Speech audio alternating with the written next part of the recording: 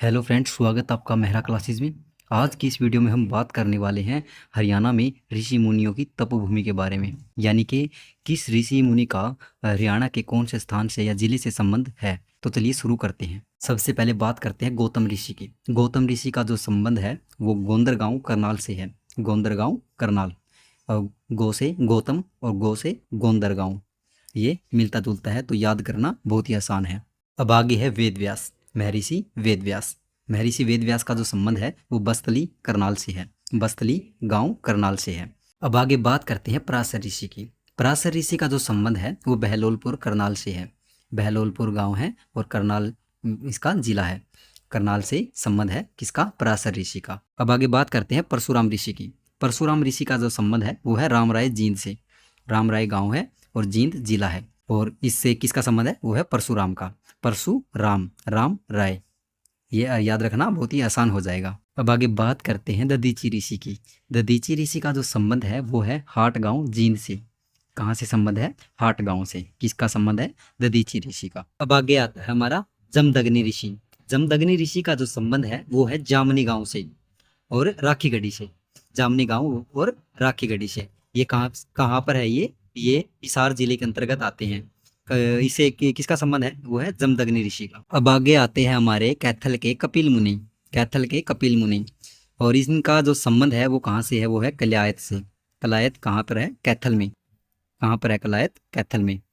और कैसे कपिल मुनि, कैसे कलायत और कैसे कैथल, तो ये तो याद रखना बहुत ही आसान है। तो ये क्वेश्चन बहुत ही इंपॉर्टेंट है। अब आगे आते हैं हमारे बाबा काली कमली वाला। बाबा काली कमली वाला, इनका जो संबंध है वो है कुरुक्षेत्र से। कैसे? काली कमली वाला और कैसे? कुरुक्षेत्र। बाबा काली कमली वाला का जो संबंध है वो कहाँ से है? वो है कुरुक्षेत्र से। अब आगे आता है हमारा ययाति ऋषि। ययाति ऋषि का जो संबंध है वो है पेहवा से। कहाँ से है? पेहवा से। पेहवा कहाँ पर है? कुरुक्षेत्र में। कहाँ पर है पेहवा? कुरुक्षेत्र में। और इससे इस स्थान से किसका संबंध है? वो है ययाति ऋषि का। किसका संबंध है? ययाति ऋषि का।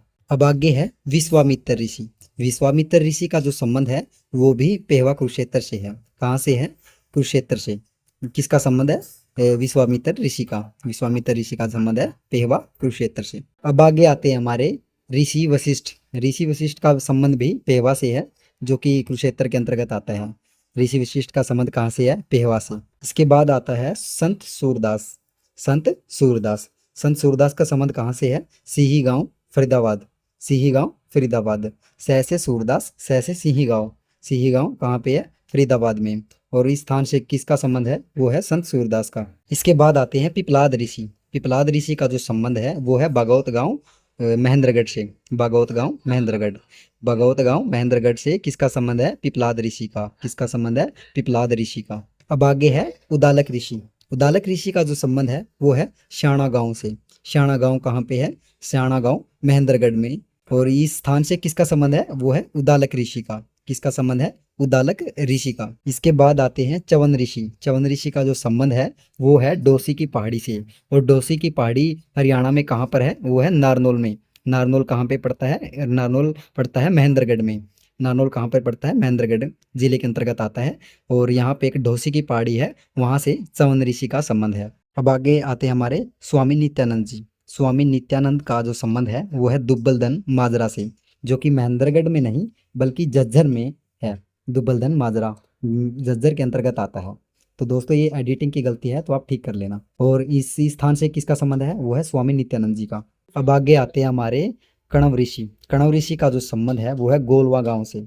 और गोलवा गांव महेंद्रगढ़ के अंतर्गत आता है। और इस स्थान से किसका संबंध है? वो है कणव ऋषि का। अब आगे हैं संत गरीबदास जी। संत गरीबदास जी का जो संबंध है वो है छुड़ानी गांव से। और छुड़ानी गांव झज्जर के अंतर्गत आता है। और इस स्थान से किसका संबंध है? वो है संत गरीबदास जी का। धन्यवाद दोस्तों। अगर वीडियो पसंद आई हो तो वीडियो को लाइक तथा चैनल को सब्सक्राइब जरूर करना। मिलते हैं अगली क्लास में। दोस्तों ये जो टॉपिक है ये बहुत ही इंपॉर्टेंट है, इससे अक्सर एग्जामों में कई बार क्वेश्चन पूछे जाते हैं। तो इस टॉपिक को ध्यान से और बड़ी सीरियस होकर याद करना। धन्यवाद।